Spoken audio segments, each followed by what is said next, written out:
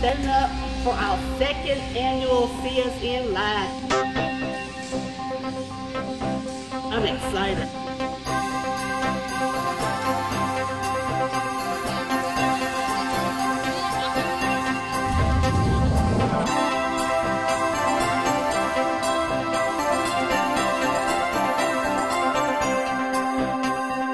I'm Dr. Robin Fuchs-Young. I'm the PI, or primary investigator, of the Centipede Project, and we're here tonight for our next installment of CSN Live, which is Community Science Night Live.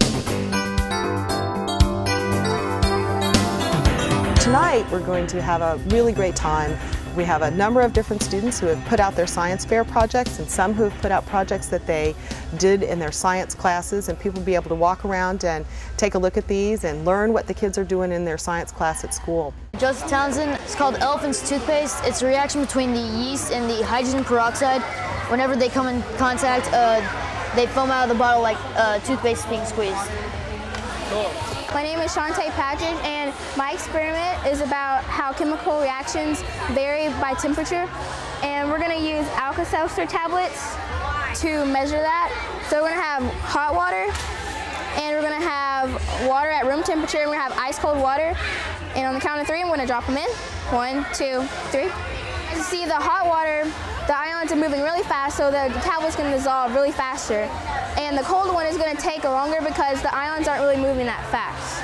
Once they all dissolve, which will take a long time because the cold water goes really slow, then your experiment's complete. And that's it. I'm Charlie Derrick, and I'd like to talk to you about saving the horny toads. We're doing data on how to save them and all their habitats and stuff. Today we went to right in here at this empty lot, and we found 21 there today. What we do is when we collect them, we write down the exact coordinates where we found them, and what their gender and stuff. And we'll also write how big they are and how small they are. And then we take DNA samples and we'll send them to TCU for them to do it all and see whether they're kin or not. So if we decide to move a colony, they know which ones to get. My name is Brandon Easley, and I go to Smithville ISD, and I'm in 7th grade. And I made an electric motor, and it spins when the electricity goes into the circle. There's no insulation on this side, and there's halfway on this side, so it becomes like an electromagnet, and so it goes towards the magnet and spins towards it, but then the insulation part makes it not a magnet, so the magnet pushes it away, and then it becomes one and stops becoming one, so it just spins. What gave you the idea for this experiment? Well, we used it in class, and I thought it was kind of cool, so I decided to show everyone here. And this is Shelby Taylor, and we are dissecting a frog. Right here is his stomach, and this is what was in his stomach. And his tongue is right here, his pancreas, and his lungs. Do you like dissecting frogs? Yes, it is very fun. I'm Carl Hernscher, and that's Lorenzo Maldonado. And we are doing mousetrap boats versus electric power fan boats. We're going to see if old techniques can beat modern technology. All right, let's do it. On your mark, get set, go.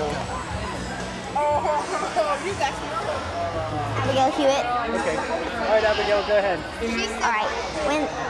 When you hit the styrofoam to the acetone, the styrene molecules, they hit it and they automatically dissolve.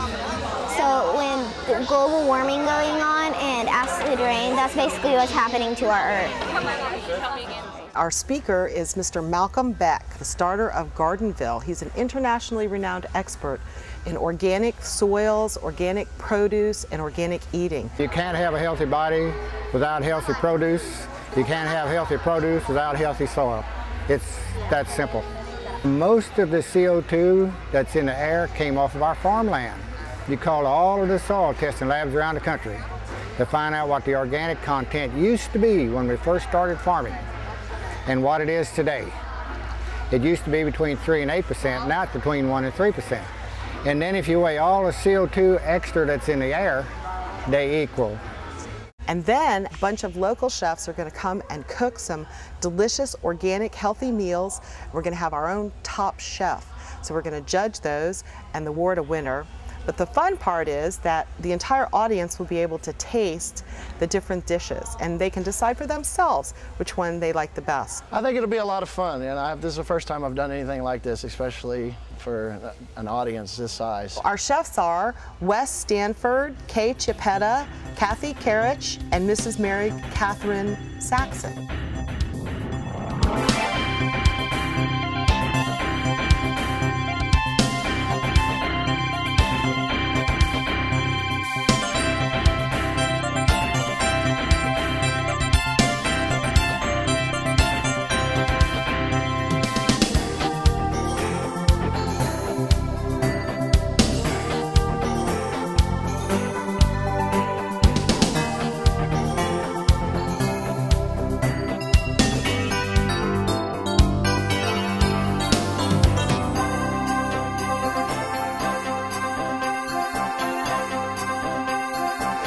Well, we're at the end of the Community Science Night, and it's been a huge success.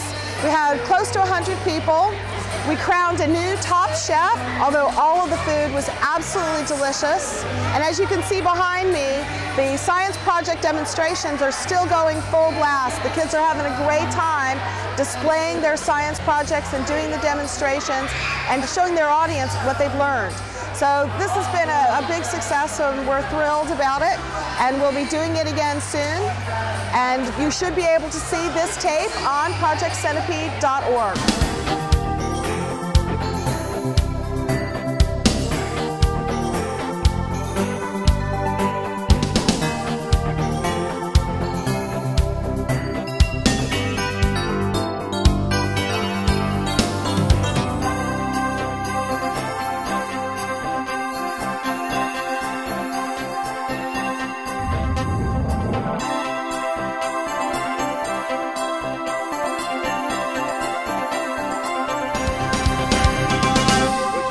Be on Iron Chef? I would love to be on Iron Chef. Really? You think you could handle that kind of pressure? I'm not scared.